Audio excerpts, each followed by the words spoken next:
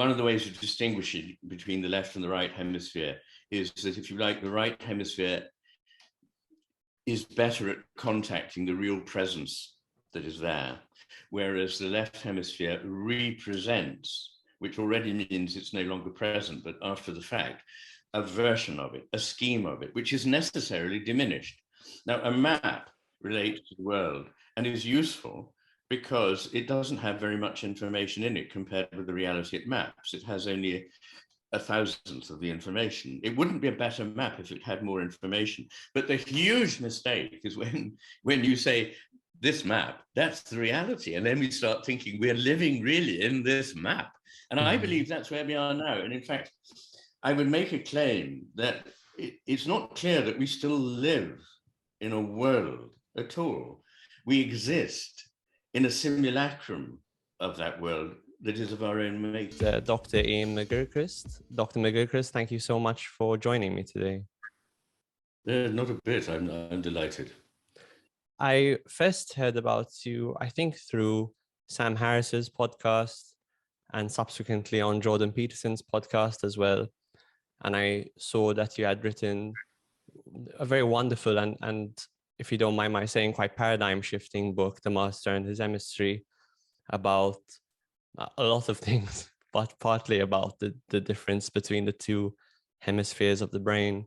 And I was very intrigued to learn that you had trained in the modesty as a psychiatrist after studying philosophy and literature for a long time. One thing I'm curious about is, what I've found in my psychiatric training is, to the extent that I am familiar with the humanities, it has really enriched my practice and the way I see patients and my work more generally. Did you find that was the case? Did you find that there was a difference between you having this background in philosophy and literature and that of your colleagues, the way you saw your work? Well, I feel enormously privileged that was the case, that I had this possibility to do things in this rather unusual way. It was not without its costs, of course, in time and work and so on, but it made a huge difference. I've always believed that medicine occupies a rather wonderful ground, straddling science and the humanities. But unfortunately, it seems to be standing on one leg most of the time these days, that of science alone. What I tried to do in my work was to show, through a fairly painstaking examination of the science, that there was more to what a human being is, and indeed to the idea of what the brain is, than has been sometimes assumed rather too easily by people in the field, particularly non-clinicians. A practicing psychiatrist, I feel, has a better grounding than somebody who has an, in theory, psychiatric training, but effectively has deserted the wards as fast as possible to live in the lab. And I have found that the response to my book by people I consider really top-ranking people in the field, fortunately, has been very positive, whereas people who sort of are scrambling their way up what looks like a very mechanistic track sometimes think, the neuroscience is fascinating, but why does he connect that with people and society? And to me, of course, that is hilarious. I mean, the whole business is about people and society and their brains. Yeah, what was it like when you were training? Was there much of an emphasis on psychotherapeutic expertise and psychology? Because the impression I get is, with time, that's been very much diluted in favor of a more hardcore biological and quite a mechanistic stance in terms of how we see patients and their problems in psychiatry. Well, I think that process was already there when I trained. In other words, psychotherapy was on the run. I think there was a sort of small ghetto somewhere in the Maudsley where people still practice psychotherapy, but on the whole, that was not what one did. And I'm not entirely opposed, of course, you would imagine. I'm particularly fascinated by a kind of psychiatry that relates this to the brain. I mean, that's been the fascination for me. The tendency can be that if it's not tethered to something as easily observable and measurable as the brain, it's not always necessary, of course, and I'm not saying that the greatest psychiatry always needs to be referring to the brain, not at all. But I do think that if it lacks that tether, it can go off into the sort of farther reaches of outer space quite quickly. And I'm not very well versed in Lacan, for example, and perhaps that's the reason I will say things that may offend people who are great fans of Lacan. But I find him untethered. I find it largely fantasy in a way. I mean, perfectly okay fantasy, but I once read a book. Well, in fact, I have reviewed the book by Darian Leader, who is I was going to say a leading figure, but I expect that's right, in the world of psychotherapy. And in it, he said, well, you know, treating a psychotic patient with psychotherapy can be unrewarding. It can take 20 years and it may not produce results. But, you know, and I kept thinking, but why does that not lead you to the conclusion that there might be better, more effective ways of treating it? And that the fact that it takes so long and is so unrewarding may suggest that you're barking up slightly the wrong tree in this case. What I find, of course, though, let me recast this because I think this is very important, is that what I think is so lacking is the relationship between the illness, the disease that we're looking at, which, by the way, is often, as William James pointed out, a very good way of helping us understand the normal workings of the brain. When things go wrong, that illuminates something very important. But there's something quite lacking in the way in which we tend to practice now, compared with nothing this to do with psychotherapy, but with the practitioners in the area of what one might call broadly brain-based psychiatry, going back 80 years. So what I discovered is that many of the best and most interesting research was done by authors usually writing in German or French, sadly, and a lot of it has not been translated. One of the things to offer in my new book, in a small way, is to have investigated that literature rather thoroughly and translated some of it in the course of doing the book. But what you see there is in-depth study of cases. So you may report a patient, and there may be 30 pages. There's no psychotherapy there, but what there is a full examination of that person from the neurological point of view, from the whole physical point of view, and the recordings of what they were saying, what they experienced, and a sort of philosophical interest in what was going on. Now that, I think, is wonderful. And if I may say so, one of the, as you say, I started off in the world of the humanities, and one of the things that led me into medicine and psychiatry was the misunderstanding of the so-called mind-body relationship. And I thought the philosophers approached this in a wholly disembodied way. So I wanted to approach the same question from a more embodied angle, which meant studying medicine.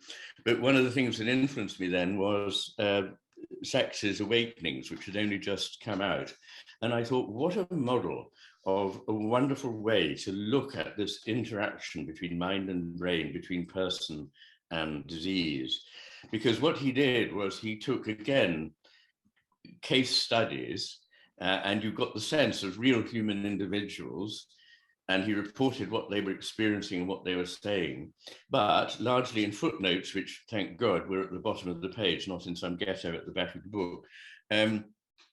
He turned from this in towards important general principles, philosophical ideas that were seen through the individual.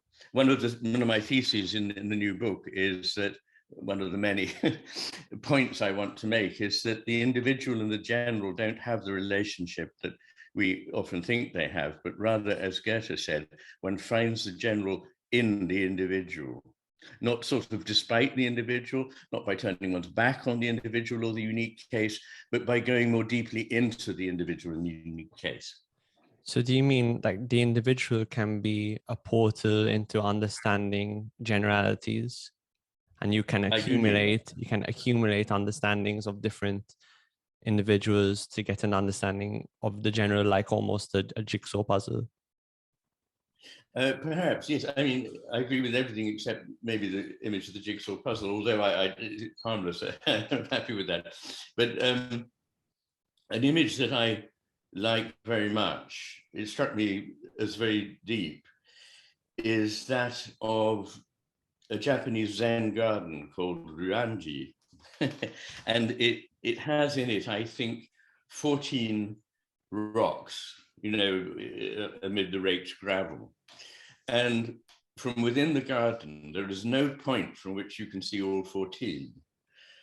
The most you can see from anywhere in the garden is 13, which is rather lovely. And that image is for me two things. One is that what we see in the world is not a simulacrum. It is real, but it's partial, so that we can only ever know part of the story at any one time.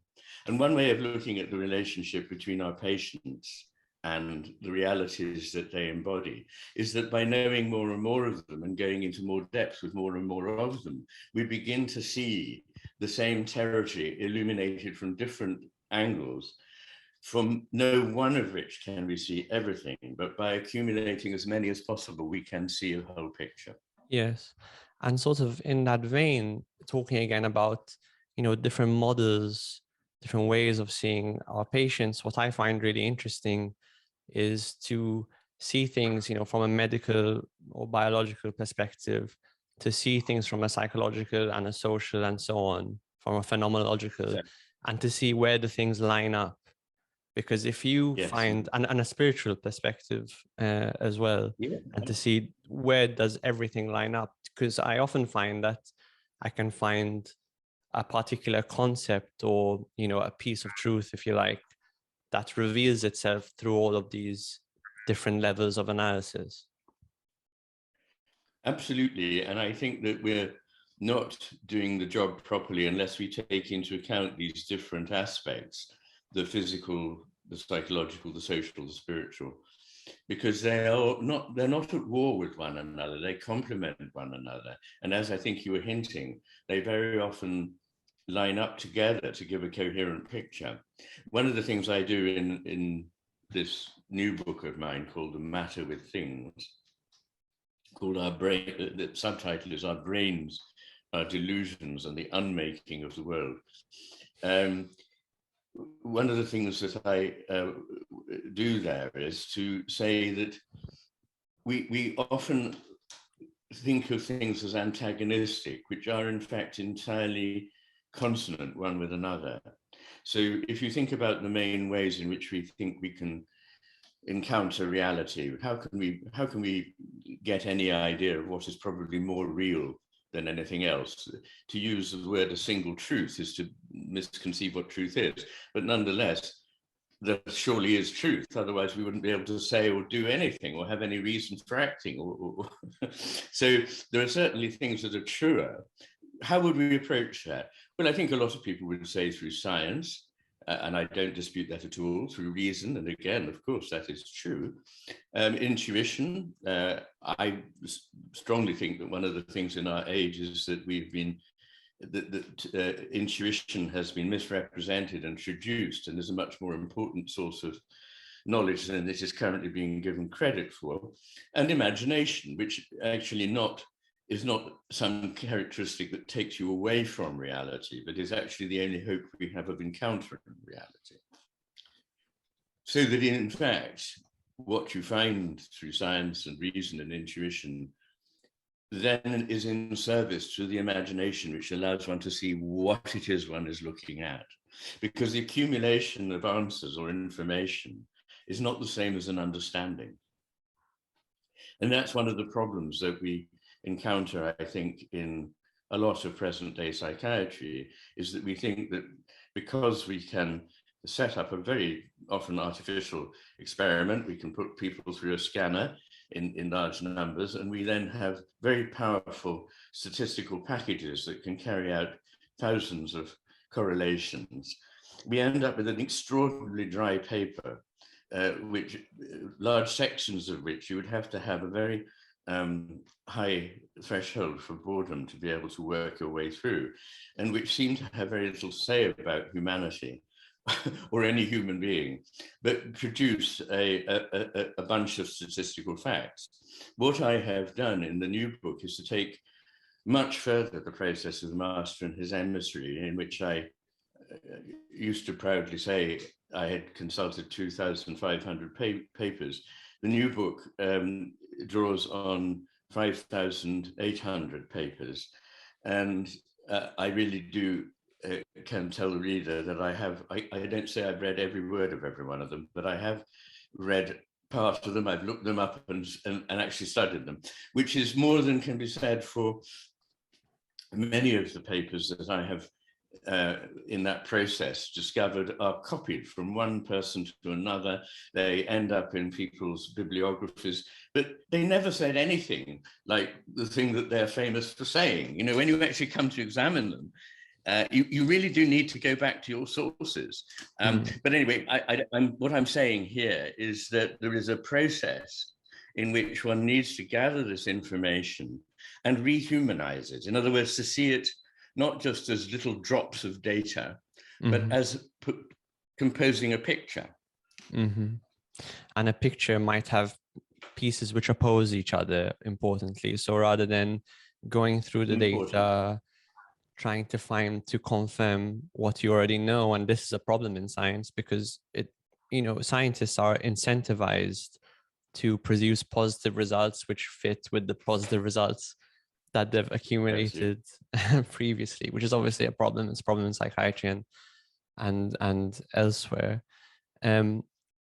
Talking more about the Master and His Emissary, in that book you lay out that the right and left hemisphere of the brain, not only do they do different things, but it's far more fundamental that they see the world in a different way.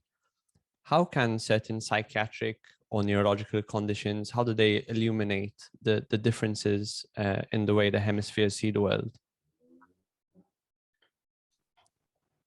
Yes, I mean, I can begin to answer that question, but I mean, first what I should say is that one of the reasons that I was, profoundly discouraged from investigating hemisphere differences when I was at the Maudsley was that in those days it had a reputation for being an exploded hypothesis, a pop psychological hypothesis, partly because in the early days of a wealth of discovery about hemisphere differences from split brain patients, people had naturally, because that's how science works, speculated. And indeed, the idea that science is not made by speculation is itself a false idea. If you had to examine independently and entirely objectively every conceivable possibility, science could never get off the ground. So people start from an intuition that something here looks like it might well be the case, so let's examine it. And so out of that came some absolutely truly popularized nonsense. For example, that the left hemisphere is rational, perhaps a little bit dull, but highly dependable. The right hemisphere is sort of exciting and a little bit sort of unpredictable. But anyway, there we are.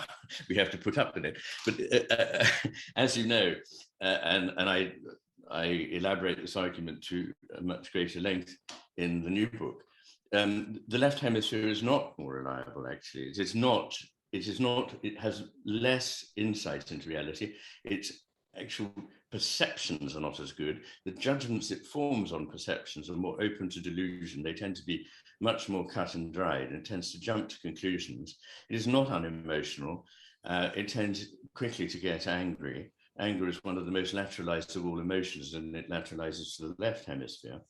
And the right hemisphere, meanwhile, is what V.S. Ramachandran calls the anomaly detector, the devil's advocate, the one that says, yes, but hang on, there's something here that's interesting. And you pointed out the necessity of not conflating everything so that you don't see the anomalies. Science moves forward when people spot an important anomaly. And, and of course, you don't want to change your paradigm every hour because a new finding comes up. You have to wait until there is a critical mass that causes concern. And that's when you actually need to make a paradigm shift. So what I discovered was that it was not about what the two hemispheres do, because as people rightly objected, we now know they're both involved in everything, perfectly correct. But this is the important thing we missed, doing so in a reliably different way. So the how is the difference, not the what.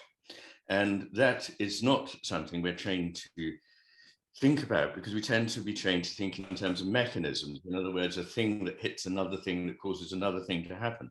We're not thinking about processes in a human being. We're talking about what a machine does. And our brains are not machines, however useful that analogy might be in a very confined way to understanding certain details. It is not a good way of understanding the whole. So that's a bit of a preamble, because I can't assume that everyone who's listening to this knows much about my work. How can this be applied specifically to individual conditions? It can, but in a way, I'm using psychiatry to be a portal to an understanding of human life, what a human being is, rather than using it the other way around to understand the specifics of a disease. But there are certain conditions, notably schizophrenia and autism, which, while they cannot simply be summed up as a sort of right hemisphere deficit condition, nonetheless have very striking parallels phenomenologically with people who have explicit injuries, strokes, tumors, or whatever it may be, causing malfunction or hypofunction of the right hemisphere. And it's much more striking than anything to do with the left. So if you wanted to approximate an individual with schizophrenia, you find yourself making most of the lesions in the right hemisphere, not in the left. And one way of looking at schizophrenia is it's like a freewheeling left hemisphere without the necessary counterbalance of the right, as was pointed out by Minkowski, Iain Minkowski, who was a very important Franco-Polish psychiatrist working in Paris in the 1920s, the first part of the last century. The schizophrenic is not somebody who has lost his reason, but has, as Chesterton later said, lost everything but reason. Reason out of control. Sorry? Reason gone wild. Reason gone wild. So it's perfectly true that if you don't have any grounding, intuitive grounding or understanding of what it's like to be living a life as a human embodied being, when things come to you from your unconscious, instead of owning them and accepting them, you think, where did that come from? I didn't consciously will that. In other words, your mind has been closed down to the tiny, tiny part, thought to be less than 0.5% of what the brain is actually doing, which is the bit that we're consciously aware of. And then you attribute all these odd things to something else in a very logical way. So, for example, if I didn't intend to think that or to do that action, it must be that something is influencing me. I can't actually see it. So there must be influencing rays. Where do they come from? They must come from another being who's operating perhaps a machine. And so you're soon off into a world of utter madness, but one that is, in a sense, entirely rational from a certain perspective, if you're not really taking in very much of the world. Yeah, when you talk to someone who has very prominent, particularly the more systematized delusions, someone who's having a psychotic episode, they're often so vast and they have a very, easy to follow internal logic. It's a logical world that they've created, and again, like you mentioned at the beginning of our conversation, how, when you examine pathology, it often informs everyday life. What that kind of taught me is the way that people, even people without, mental health conditions, they can be very logical and they can have a very valid logic, but they're missing something really important. And I kind of see that a little bit as the difference between wisdom and intelligence. They have a very logical and valid representation of what's going on, but zoomed out, you can see how problematic it is. One of the reasons why I really enjoyed reading your book is because I see, even from my own experience, how easily I can be seduced by the notion that the model I'm using to get to a particular goal is certain and correct, and I can become trapped and embroiled in it, or even that the goal I'm pursuing is the correct goal. And Yes. reading your book has Well, really helped me to recognize those two very different states of mind, and how what an active process it is to try and get out of that and get to a point of embracing uncertainty. Well, yes, I like the word active process because I believe that all processes are not linear, they're not unidirectional. So all interactions and all of life is relational and interactional. In fact, I would say that going beyond that, and I argue in the book, supported by physicists, that relations can be said to be prior to relata, to the things that are related. That may make no sense because according to the world picture we have, there are just things out there isolated, and we put them together, and it's our making of relationships. But in another way, you can't know what those individual things are until you see the nexus of relationships in which they exist, which also alter what they are. So once you've taken them out of that nexus and out of that context, you have changed their meaning. I often refer to the fact that John Dewey said that, a great philosopher in my view, said that the greatest mistake in all of philosophy is its tendency to decontextualize. That's a very important point, I think.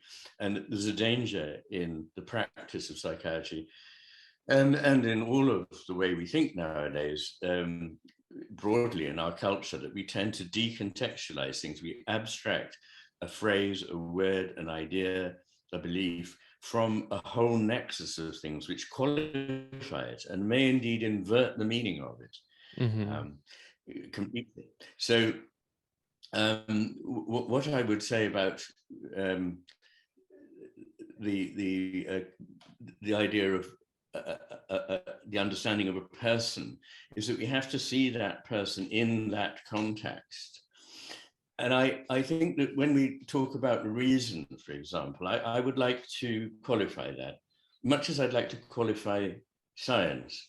So it might be thought that in my discussion of epistemology, how do we find our way toward truth, that to point to science and reason and intuition and imagination is to line up the right hemisphere against the left, but this is not the case at all. They work in tandem.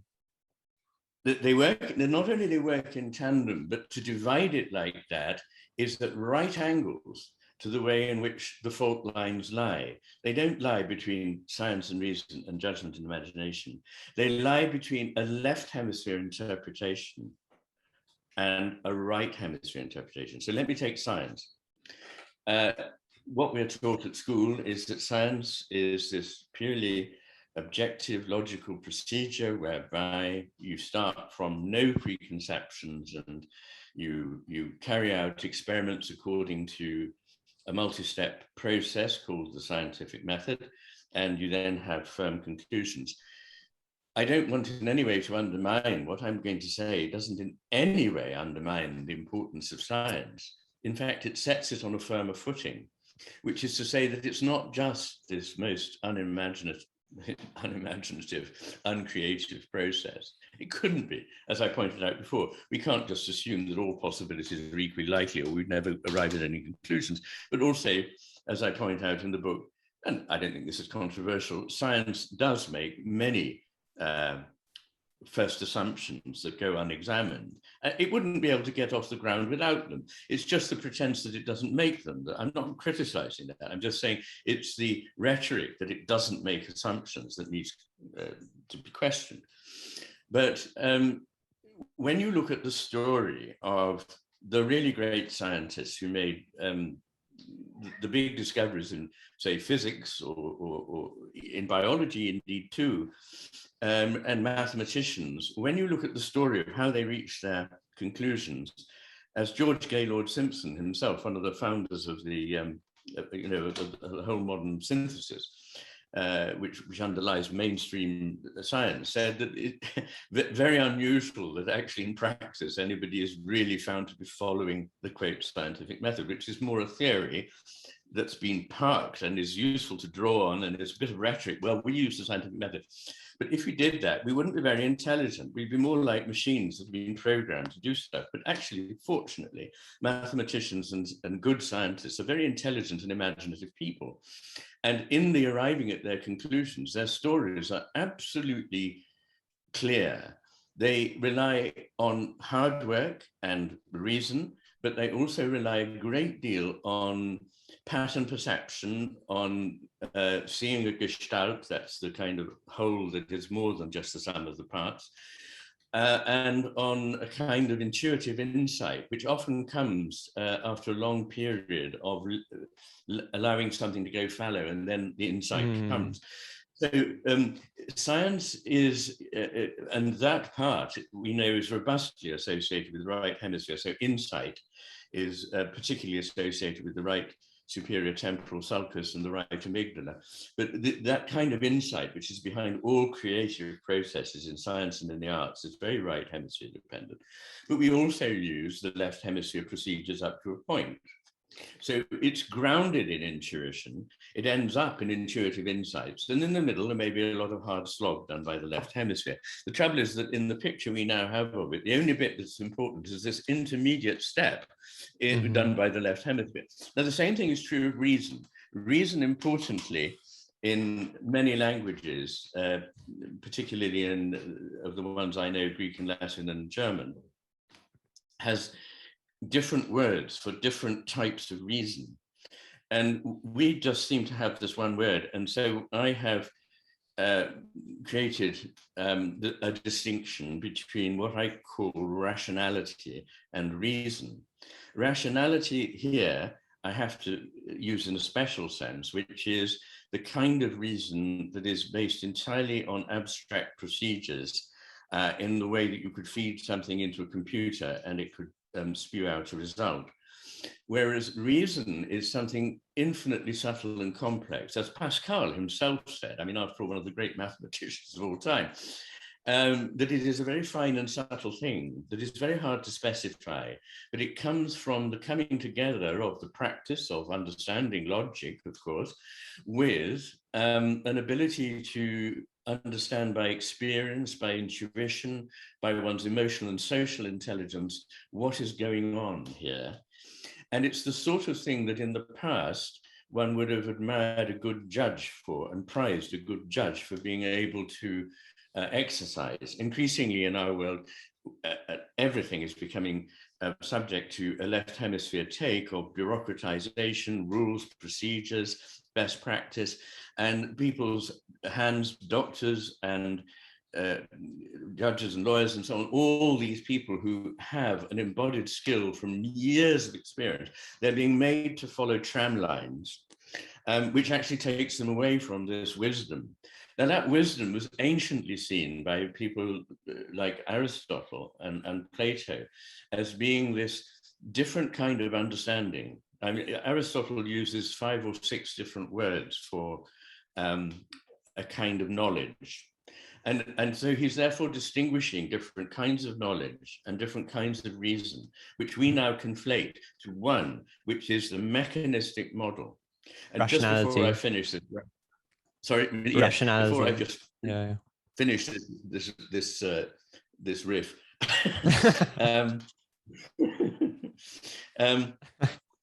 there's something very important about the model. You mentioned this earlier, you know, we need to see outside the model. We can't understand anything without a model, anything, because a model is a way of saying, how can I get a handle on this? I think it's like this, which to an extent I can say I understand already. So that's what we mean when we say I understand something, is we approximate it to a model that we think explains what we're talking about. And so they're necessary, absolutely necessary. But we need to be examining how good the model is and trying other models. It's again coming back to the Japanese Zen garden, that from where we're standing, we're seeing some of it, but not what we'd see if we moved around the garden. And that's really what we need to be doing, is saying, yes, a machine model illuminates this, but it doesn't illuminate that. And in that, this and that, I'm not suggesting that they are symmetrical. There is a tendency in our thinking always to think that if there are two options or more, that they must all have equal validity, but they don't. There is absolutely no basis for believing that at all. Almost everything in this world is asymmetrical. And what the right hemisphere sees is more important than what the left hemisphere sees, and it can embrace it. So it doesn't turn its back on it. It doesn't say there's something wrong with what you're doing. It doesn't say, it just says this is not enough, and it takes it back and incorporates it into a bigger picture. So really what I'm getting at is that there are some models that can embrace lesser models. And at the moment we're stuck not only with one model, which is never good enough, but with one of the lesser models. And that is a great shame, because I think it's limiting science quite unnecessary. Yeah, it's a bit similar to how Newtonian physics is nested within Einsteinian physics. Like Einsteinian physics can account for Newtonian physics and more, and therefore is a better model. And you need to have a model because reality is simply too complex. But the danger is either becoming overly attached to a model, mistaking bad models for good models, falling in love with your model. Or I guess the worst one is to mistake the model for the territory or the map for the territory. So true. So profound and important an observation. It's one that's been frequently made. And one of the ways of distinguishing between the left and the right hemisphere is that, if you like, the right hemisphere is better at contacting the real presence that is there, whereas the left hemisphere represents, which already means it's no longer present, but after the fact, a version of it, a scheme of it, which is necessarily diminished. Now, a map relates to the world and is useful because it doesn't have very much information in it compared with the reality it maps. It has only a thousandth of the information. It wouldn't be a better map if it had more information. But the huge mistake is when you say, this map, that's the reality. And then we start thinking we're living really in this map. And I believe that's where we are now. And in fact, I would make a claim that it's not clear that we still live in a world at all. We exist in a simulacrum of that world that is of our own making. More and more as we create abstractions of abstractions of abstractions. That's right. And you see this evidence, not just at, obviously this applies at higher levels of philosophy, up to what is the cosmos and, what is the nature of its foundational elements, which I explore in the new book. I look at time and space and matter and consciousness and value and purpose, and even the notion of the sacred and the divine. What can we say about these things, knowing what we know about what the brain is capable of telling us? So we need to be examining those things, and not just accepting our representations of them, because the representation changes enormously what it is. This is particularly important when it comes to time. Time, we are so attached to our representations that we think time can be simulated by a line drawn on a sheet. And we're here now, we will be there in the future, and so on. And in that, you can find a point retrospectively, because it is a representation, an after the fact simulation of something, which in reality is neither static nor has this sort of linear structure, nor is composed of moments of time, points of time. Those are an aspect of the map or of our diagram. That's our interpretation of what's happening.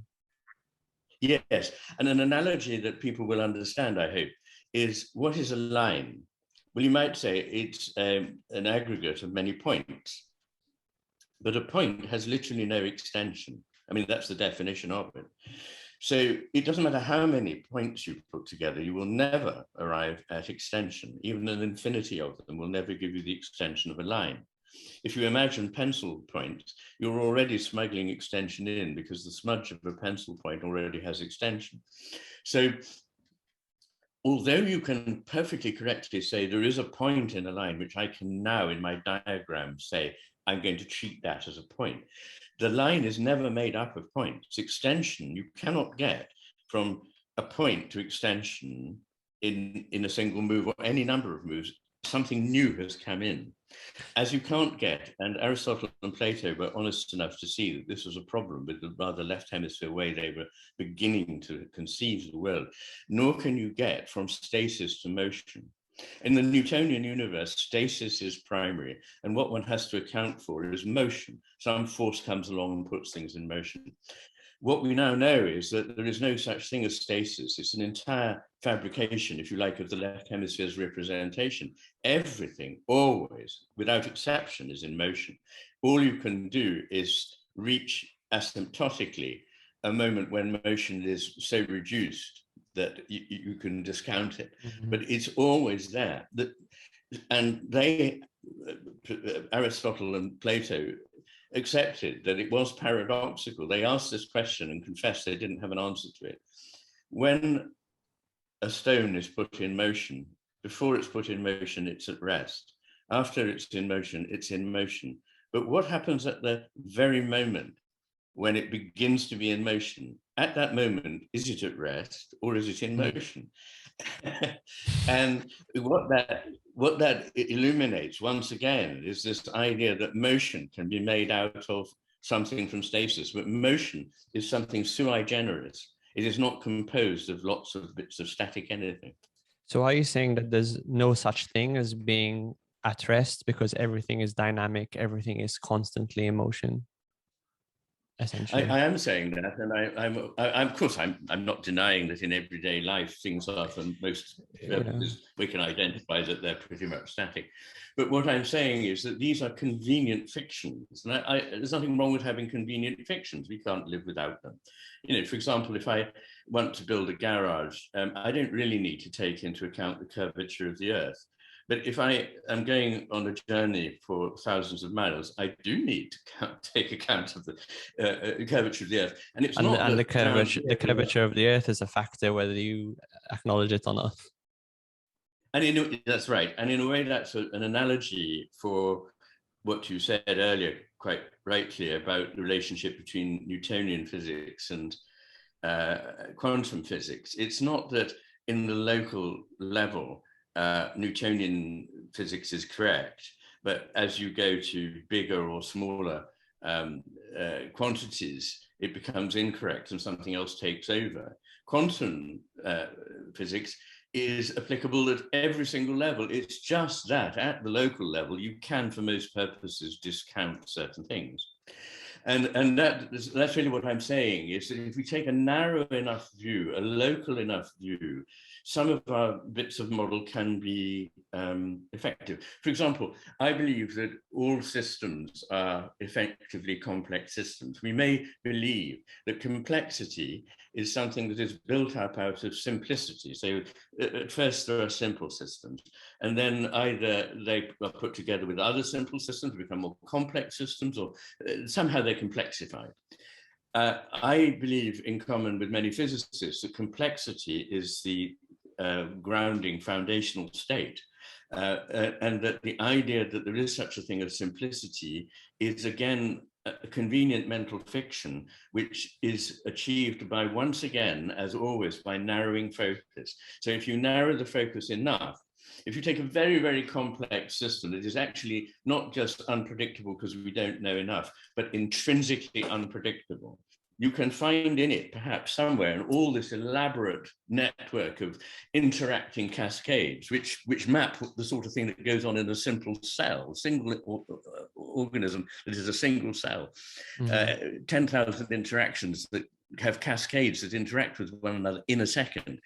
You can take that map and focus in on a certain point, and you can find just for a little while, 2 or 3 arrows that go from A to B to C. And if you do that, you can say, oh, I want to intervene there. I can produce a result. And you do intervene there and you do produce a result. So you think, how clever.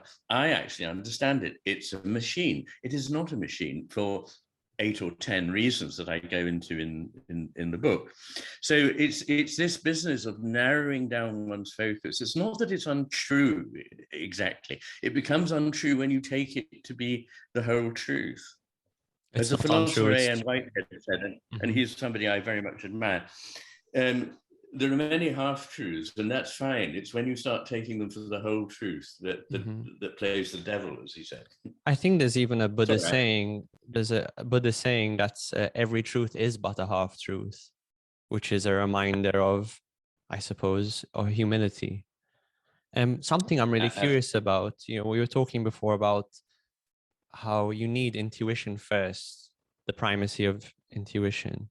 Something that I couldn't find despite all the interviews of you that I scoured is what was your first intuition to write The Master and His Emissary? What was the seed of that book? Because you wrote it over 20 years. So I imagine it evolved as you wrote it, a very organic thing. But what was the first notion that you were conscious of? Well, I can be very specific, and it takes us back to the Maudsley. And I have said this before, so if you scoured my interviews, you will recognize what I'm about today. But in a previous life, I wrote a book in my 20s called Against Criticism, which is about what goes wrong when we try to criticize a work of art, say a poem. And it's again a whole book, but I can summarize it in a few sentences, what was really the nub of it. It seemed to me through experience that we were doing something quite damaging to a poem when we thought we were helping understand it. Because somebody in the past had taken pains to create something that they thought would resonate with someone else, perhaps coming after them. And the reason why it was special was that, number one, it was entirely unique. So that a very bad poem is not unique, but a very great poem is entirely unique in the sense that it can't be paraphrased, it can't be translated easily, and what it is saying is certainly not equivalent to a prose rendering of what the quote meaning seems to be, because by doing that, you've narrowed all the penumbra of implicit meanings down. That brings me to the second thing about it. It is implicit. And the third thing about it is embodied. In other words, it doesn't just act on your cerebrum and some abstract propositions. It actually engages you at every level, emotionally, intellectually, spiritually, and it has effects on you physiologically. As you read it, it affects your heart rate, your blood pressure. Actually, it also causes, though you're not aware of it, relaxations and contractions in skeletal muscle in response to the meter, the movement of the poem. It can make your hair stand on end or bring tears to your eyes. So it's a very physical thing.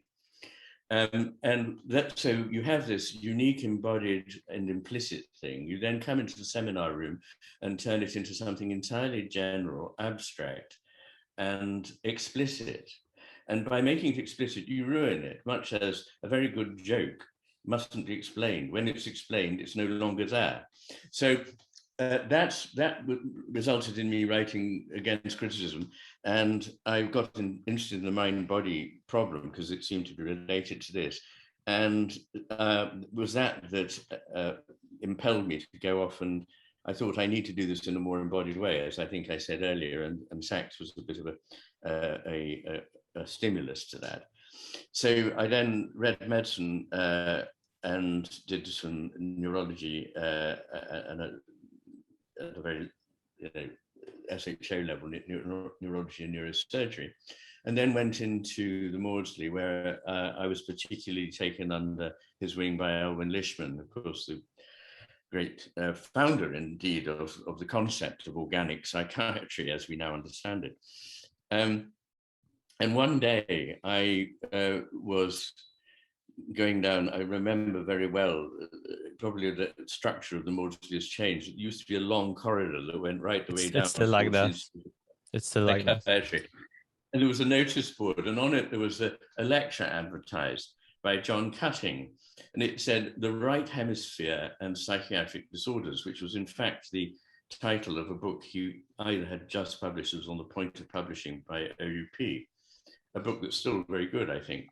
And I was intrigued because in all my training, very little had been said about about the right hemisphere.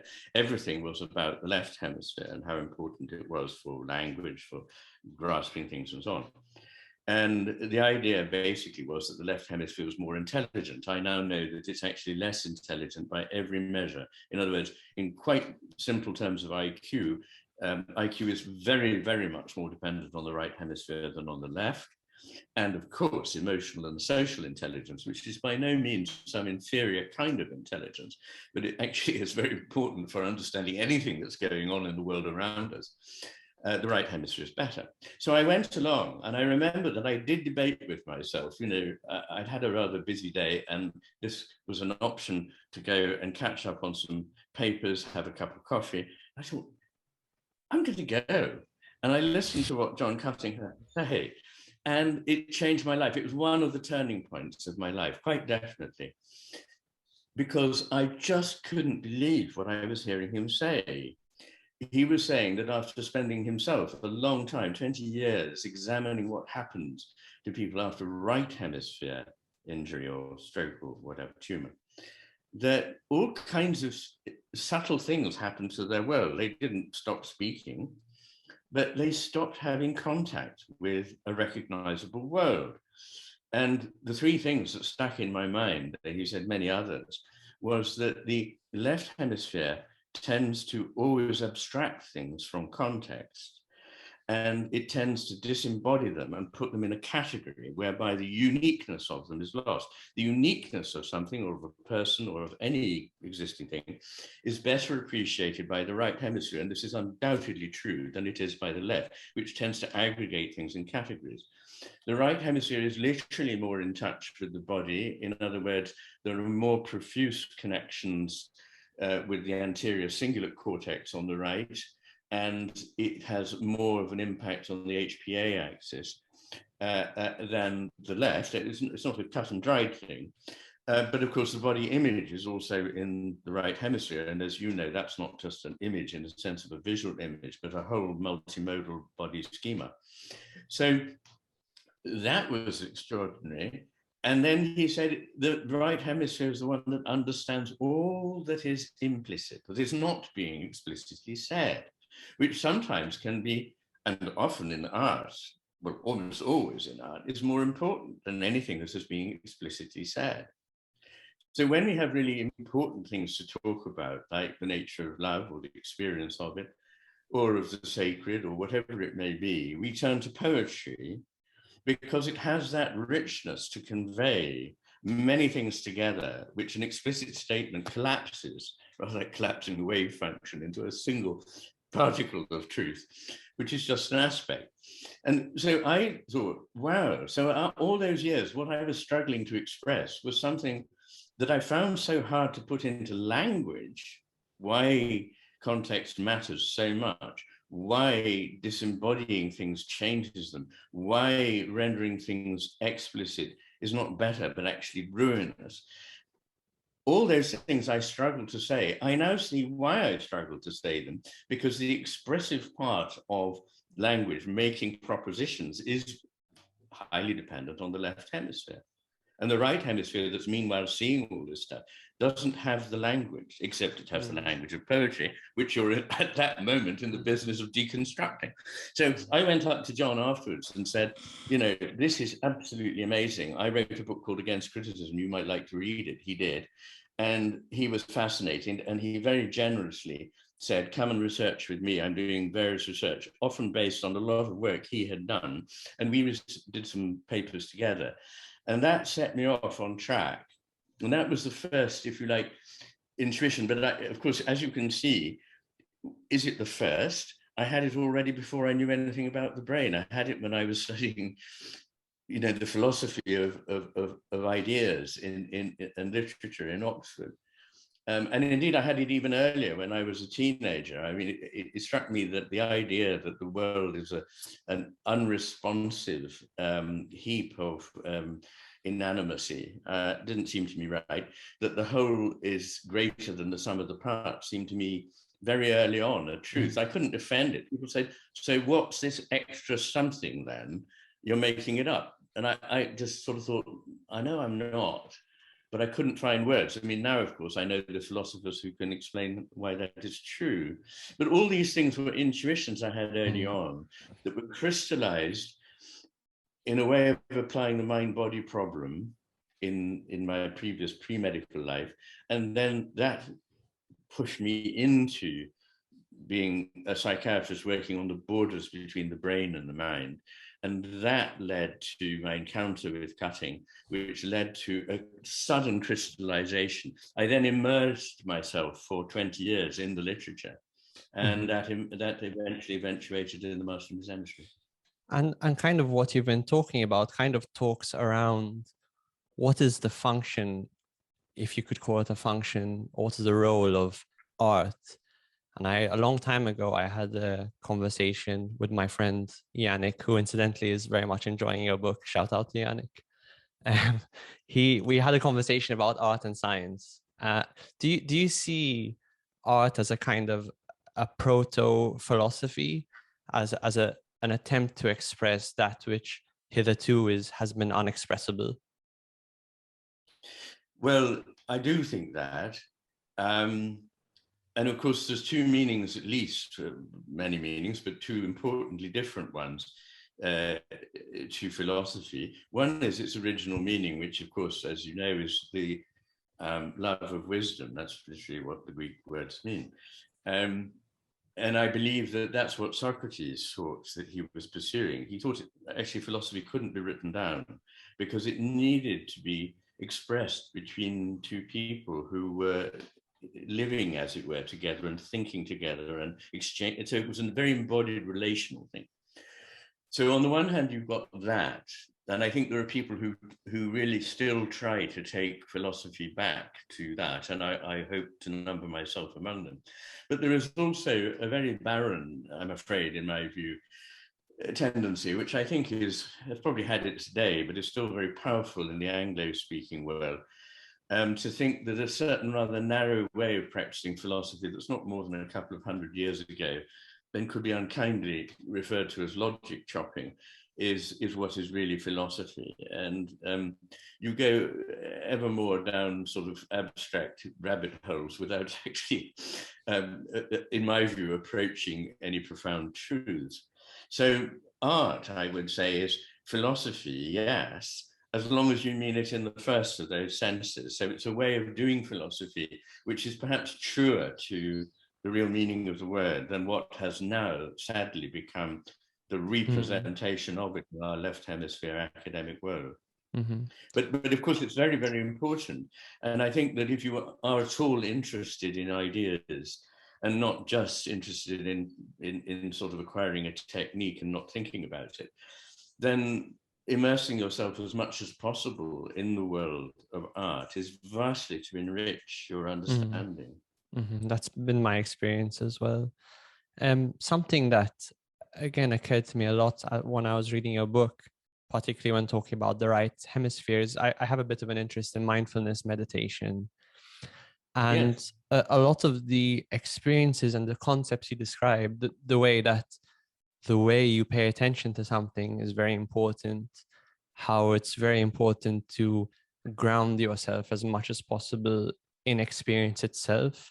One thing you do in mindfulness meditation is you try to experience with something with as few abstractions as possible. So let's say you are meditating, and a lot of people feel that you have to meditate in a quiet space, like a Zen garden or something like that. But you really can And it can be very instructive to meditate anywhere. So let's say you're meditating and there's a jackhammer outside.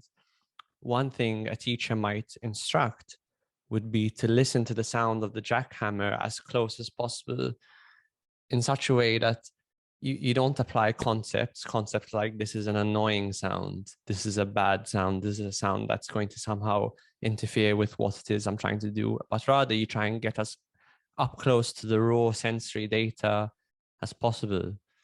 Other things you try and do, there are some techniques in meditation, particularly the meditation that Sam Harris talks about, where you try and appreciate the whole gestalt. You take in the whole panorama of experience in one whole rather than deconstructing it. So do you feel then that meditation can be a way of engaging with your right hemisphere?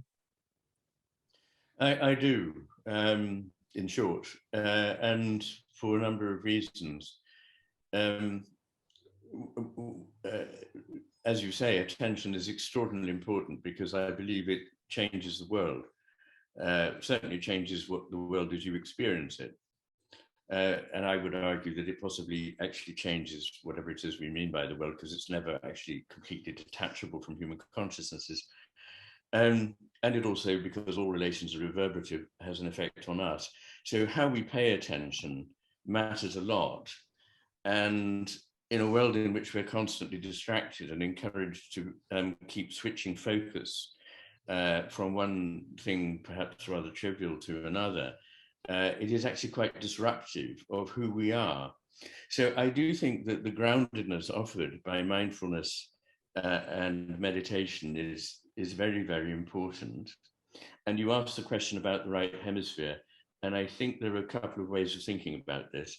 I mean, the simplest is that the research shows that actually the most, I'm talking here in generalizations, you must understand, and I go into it, I have a whole appendix in the book on this, looking at the scientific data. But broadly speaking, what is happening is that it is engaging areas of the right hemisphere and rebalancing, as it were. The normal balance of the brain is that the left hemisphere is a little dominant, and this helps to redress that. And also that actually people who practice mindfulness and so on actually develop a thickening of the cortex in certain areas of the right hemisphere. That's perhaps the most trivial. Then you come to the work of, Bane Henepentala. I always get this name wrong. It's 6 or 7 syllables, and I'm afraid I never remember. But he has written a book about mindfulness, and he's considered probably the world's leading exponent of mindfulness and an attempt to convey this to Westerners. And there's a passage in that book where he describes what it is like and what it is not like. And I take that passage, which is half a page, in my new book, and I note 23 places in it in which you can see that what he is saying is this is more like what by now the reader knows is the right hemisphere take of the world than the left. And so it's very, very clear from the description of what he could almost be describing. We need to think like this, basically the right hemisphere's take on it, rather than this, the left hemisphere's take on it. But there is a third level, which is perhaps more important still, which is this. One way of looking at the profound distinction between the take on the world of the right hemisphere and the left hemisphere is, as I said, the distinction between the world as lived and the map. And what happens in the right hemisphere is that the world is where the world presences to us, if it still does. And the verb presence in this way is not usual in English, but it's an attempt to convey a concept of Heidegger's Anwesen. What he is referring to there is not just that something is present, but that it, in a way, sort of actively becomes present for us and to us in a way which is not isolated, but is, again, a reverberative relation between our consciousness and it. So that I can have an idea that this is a beautiful wild landscape here on Skye around me, but actually to be present with that landscape and see it really, I have to abandon all ideas that, oh yes, this is a beautiful landscape, and instead stop thinking and be present with it. And that actually is a very difficult thing, because as Wordsworth said, he lamented this, as a boy, the world was so vivid that he was present with it, but that now it was already predigested into concepts. As he got older, he couldn't stop that process, and that it took him away from that vibrant reality. So that presencing is really what meditation is trying to get back to, taking you away from your busy left hemisphere chatter, what's called monkey mind in the world of meditation.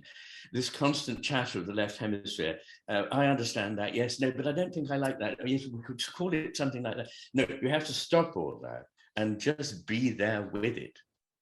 Thoreau, the author of Walden, one of the mid-19th century German, American philosophers and biologists that I very much admire, said, if you want to understand a plant, you must forget all your botany, which of course is not to say that botany doesn't reveal things, but that actually to really see the plant, you have to be there with it and put all that out of your mind and see it as if for the first time.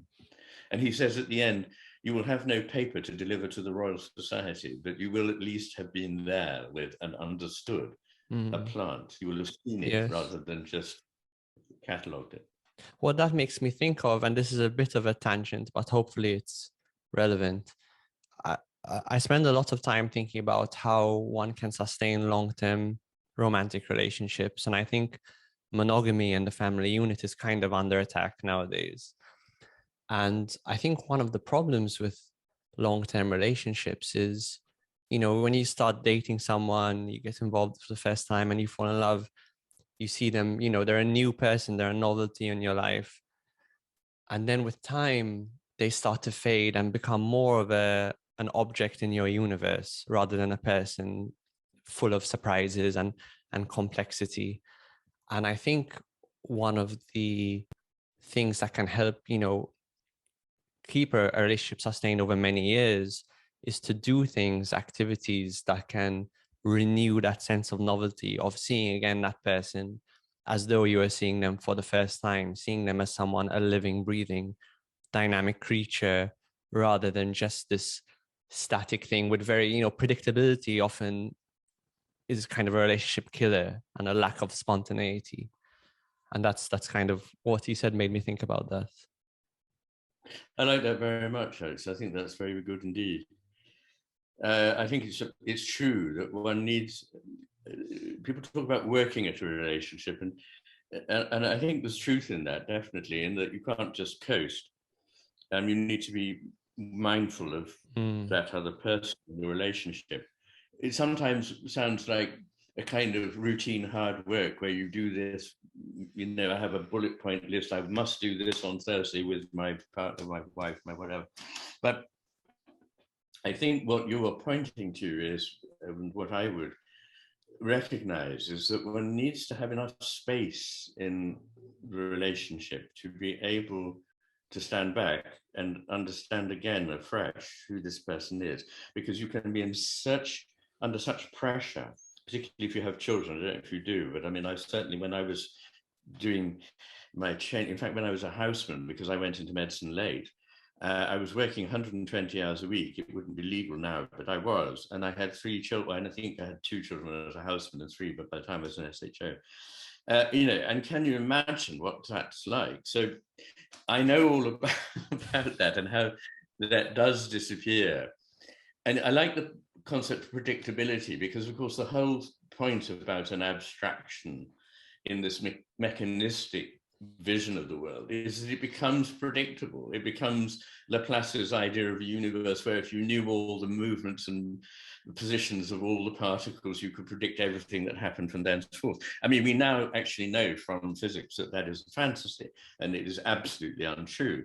But nonetheless, things become stereotyped, they become dead, inanimate, they become jaded, they become cliches of themselves too quickly. And what you're saying is one needs to recover that life that is in the relation. And I like that very much. Yes, I think that's very true. I can't say I've always managed to practice it. I've done my best. But I think one of the interesting things is that when you are really in love with somebody, it takes me back to something I alluded to earlier. It's at the time as if, and everyone who's been really in love knows this, it is an absolute sense of uniqueness. I mean, there is nobody like this person in the world ever before or after, which is true. But also there is something absolutely unique about this experience, which is also true. And yet, of course, it is one of the commonest, most general experiences of humanity over thousands of years. So at the same time there, you see a really beautiful example of what I mean by seeing the general through the lens of the particular. And it doesn't take away from either particular or general. We need them both. And this again brings me to something very important in this new book, which is the idea of not allowing opposites or apparent opposites to collapse into one another, not to allow them to fly apart, nor to allow them to collapse into sameness. To embrace the tension between them. Yes, there needs to be a creative tension, which is not a negative thing, but actually a very positive thing. And in a way, it also to come back to your thing about human relationships or close partner relationships. I mean, I've always felt that there are two kinds of problems. It's like two heavenly bodies that are circling one another. They need to have a certain distance. If not, they fuse, they collapse into one. Or alternatively, they fly apart. What you want always is to have them circling one another. And the great thing here is that in a good relationship, a functioning relationship, the individuals don't sacrifice their individuality to the relationship. They grow their individuality through the relationship so that their partner doesn't sort of eat up and take away parts of them, but actually nourishes it. And if this is a reciprocal process, this is a wonderful relationship. And talking again more about your new book, why is, in your view, Heraclitus the most important philosopher who's ever lived?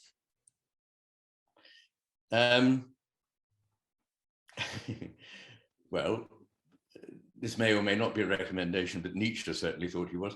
He was the first philosopher that really struck me as, oh my God. I mean, at school, we studied Plato, partly because it was a way of reading good Greek texts, and that was fine. But I always thought, this is fine, but there's something kind of missing here. And then I read Heraclitus, and effectively I found the same experience that I had when I discovered the Tao Te Ching. And you could say I'm a Taoist, really, or a Buddhist, or even a Christian, because these things are not necessarily at war with one another at all. They can be made you can find very, very similar strands in all of them. But anyway, to come back to that, it's this idea of flow, the coming together of opposites, the relationship between the particular and the general, the one and the many, and particularly this idea of the tension between opposites, which he called harmony. It's not harmony in exactly the sense that we would think of it, but one of the images that has always stuck with me is that of the tension of the string in a bow or a lyre. And as he points out, it is the pulling apart in opposite directions maximally that causes the creative power of the bow to let fly the arrow, or the lyre to let fly the musical note. And it wouldn't be better if you said, well, it's a bit illogical to be pulling in two directions that are opposite. Why don't we conserve energy and let the line go slack? Well, of course, then you haven't got a lyre or a bow. So, I mean, simple things like that, but there are endless insights in Heraclitus. Another thing I like very much is that, oppositely to me, he had the gift of extremely aphoristic pronouncements. So rather than writing very long, he wrote very short. I mean, he was rather aided in this by the fact that what we know is largely reported by other people who remembered things she'd said. So there we are. But anyway, I do think he's very important, and he forms a very important counterpart or counterpoise, if one might say, to the tendencies of our modern way of thinking, that, you know, parts account for wholes, that opposites are simply the other ends of a line, and that you want one over here and you don't want that one over there, which can never be, and so on. So I think he's a very great philosopher, and for me, he has to be number one. Yeah. Something he said about psychiatry, which I really liked, was he said something that's quite fundamental that you often talk to patients about, is that there are good bits, there's a good side to the bits that you are afraid of, and the dark side to what you pride yourself on. And I love that, because I feel it encapsulates so much, but I wonder if you could expand a bit on that for people who might not be aware. Yes, well, starting from the most concrete level, you get people who come, and what they're reporting is that, you know, they have enormously good intentions, and as a result, they feel they need to take care of their family. But their concept of care is, perfectly understandably, that they must protect them from anything that might be harmful, and they must control them as much as possible in the path towards what is beneficial.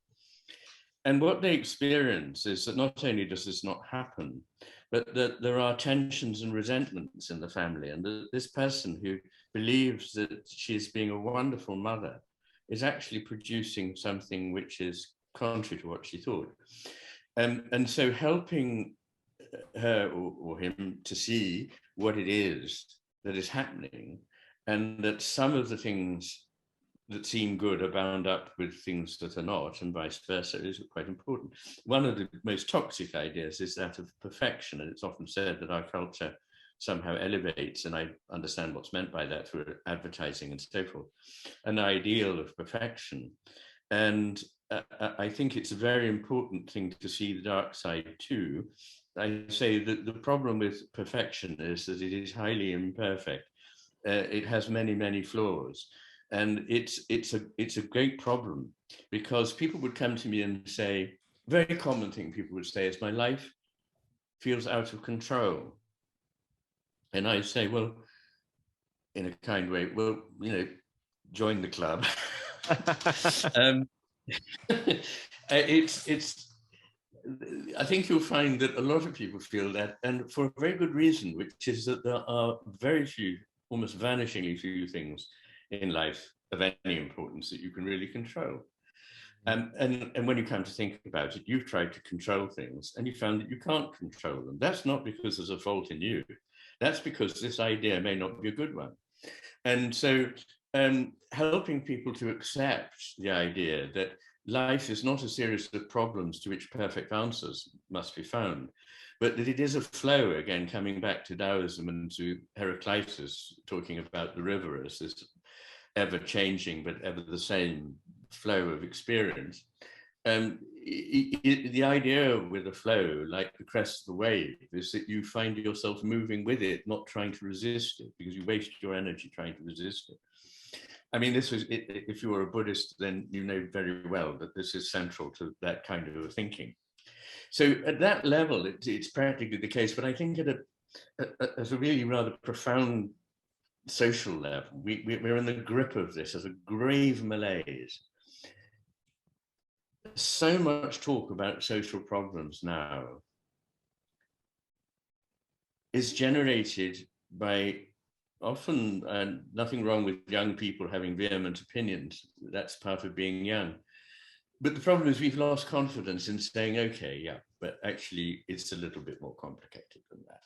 And so there are lots of people mouthing extremely black and white opinions, very aggressively, arrogantly, one might say, and refusing to hear anything else. Now, there's a lovely story, you possibly know it, but I think all psychiatrists should. A Chinese story about the man who loses his horse. Do you know about this? Yes, it's the Zen. It's kind of a Zen parable. Tell it, yes. Yes. So, in short, a man, a farmer, one day loses his horse, and all his neighbors say, "Oh, what bad luck!" And he says, "Well, bad luck, good luck, who knows?"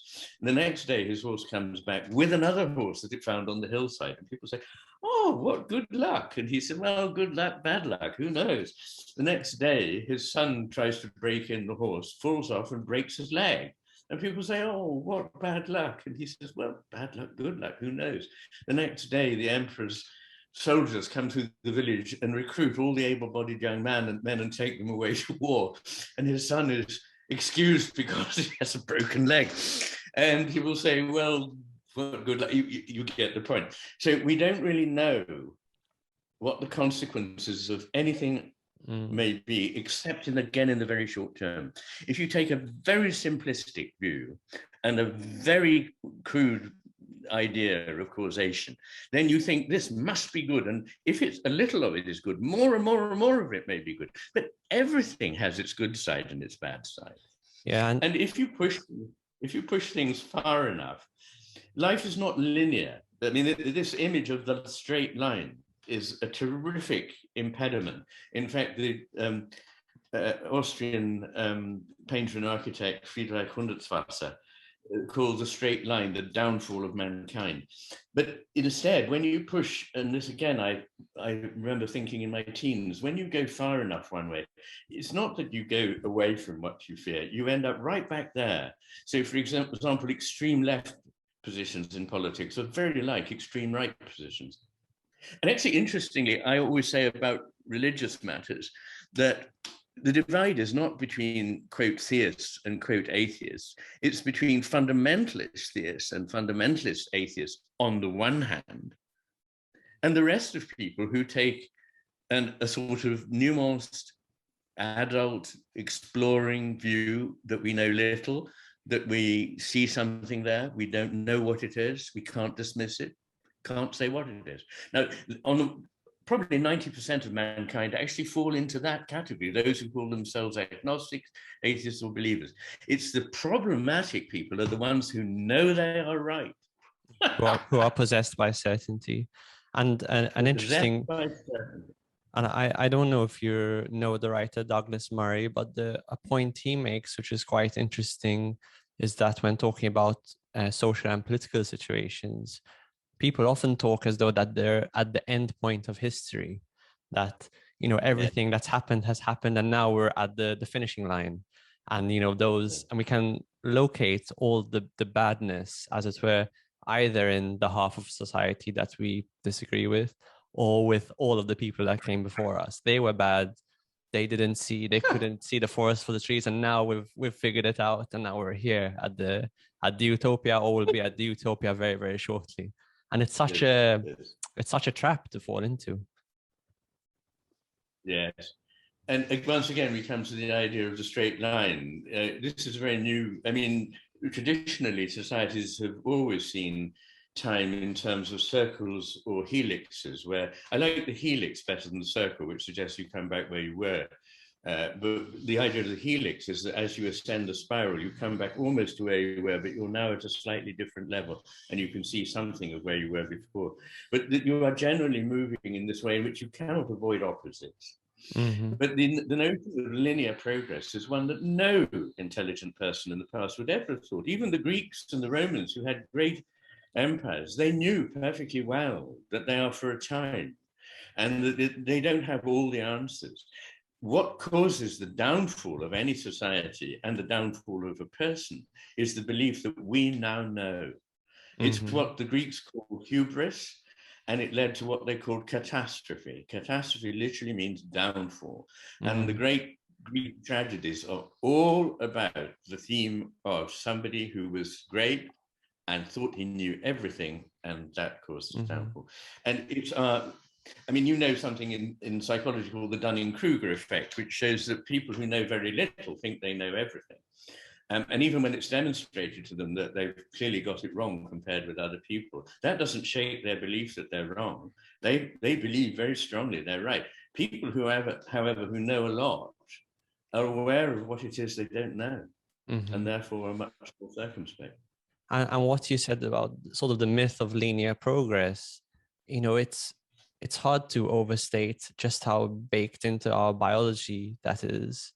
It might seem crude to use a gym analogy at this point, but even if anyone who lifts weights to get stronger knows that it's not just a question of, you can't just continue going for sessions and lifting more and more weight and progressing linearly.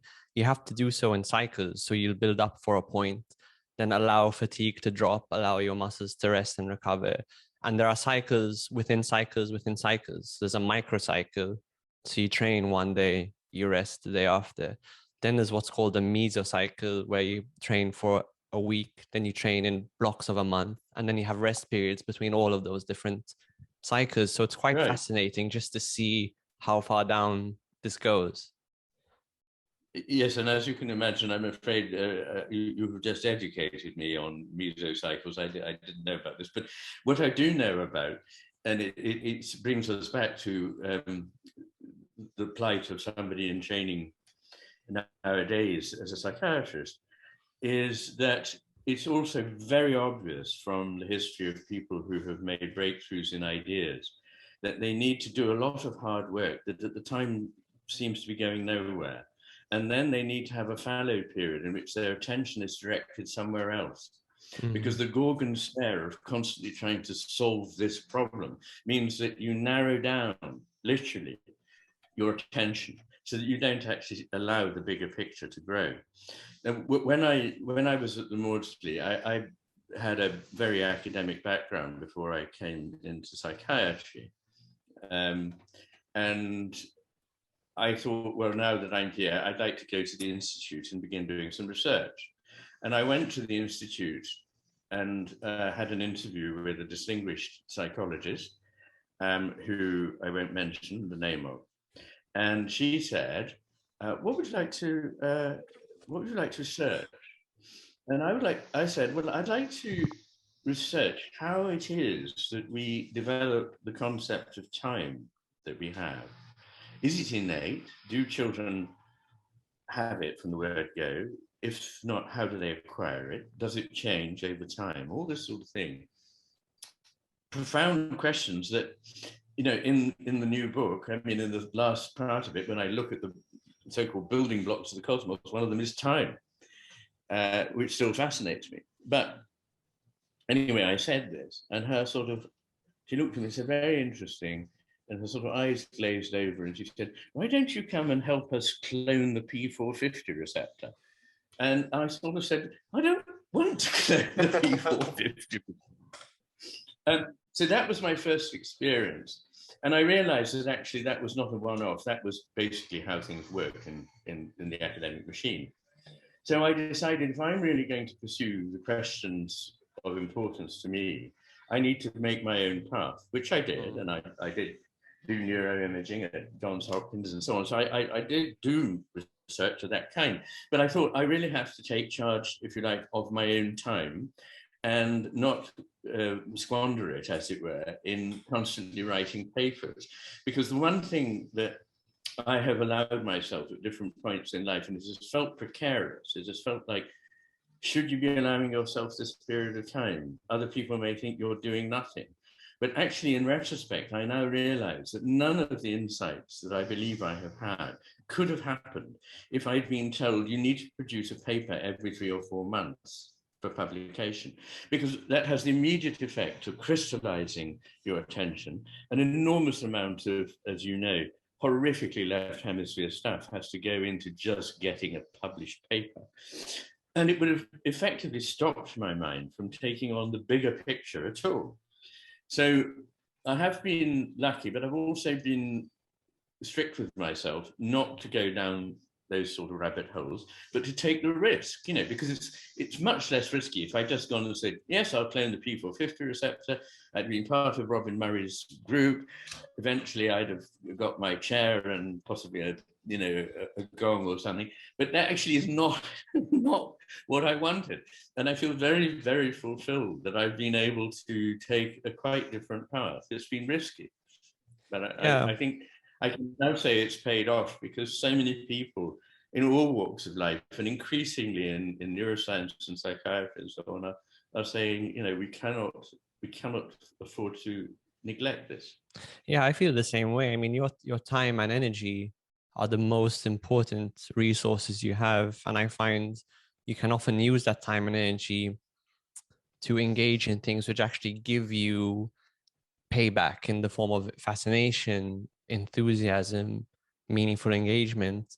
And of course, that's not to say, you can't necessarily construct a life where everything you do, pays those kinds of dividends, but you can choose to budget, just like you would budget financially, you can budget your time and energy similarly to benefit that those arenas as much as possible. That's right. That's right. Yeah, so in the end, what I did was to opt.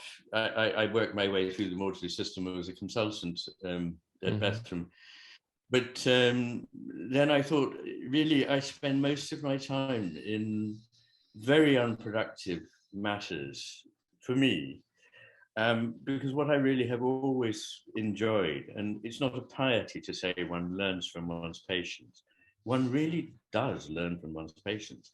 I mean, many of my insights have come through just spending time with and listening to patients. So I didn't want to take myself off from that living source of experience of what it means to have a mental illness.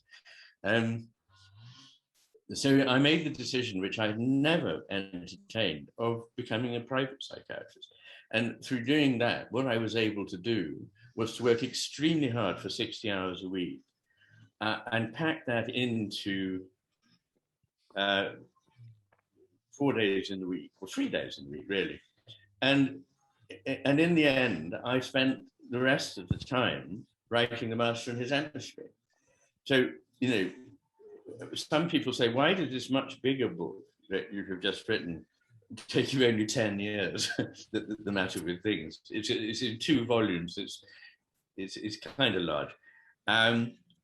When the Master and His Emissary took you 20 years? Well, the answer was I was leading a full-on clinical life, as well as researching, reading papers like, there was no tomorrow. And so in a way, it's a miracle that I managed to find the time to write it. I mean, I look at it and think, the person who wrote this actually spent a lot of time and hard work. And I think, you couldn't have done that. I mean, it certainly, it reads that when I was reading it, I felt the weight of the work that must have gone into it. It's absolutely colossal. I always, thank you so much for your time. I've really enjoyed this. I always ask my guests at the end if they have any questions for me after I've bombarded you with questions. How much are you enjoying your training at Maudsley? I'm enjoying it a lot. I'm doing my SPR training, and the nice thing about that is, aside from your clinical work, and there are really good, specialty posts. I'm currently working in an addictions clinic, which I'm finding very interesting. You do have, like you said, enough space and enough time to devote, to things that you're interested in. So I'm doing psychotherapy training as well, and this podcast as well. And in some strange way, I find they're very synergistic. They feed into each other in some way, which I can't quite articulate, but perhaps will become clearer with time. I'm glad you said all of that, because I too very much enjoyed my time there. It was wonderful. So many wonderful teachers, really, specialist units in which you could really immerse yourself in fascinating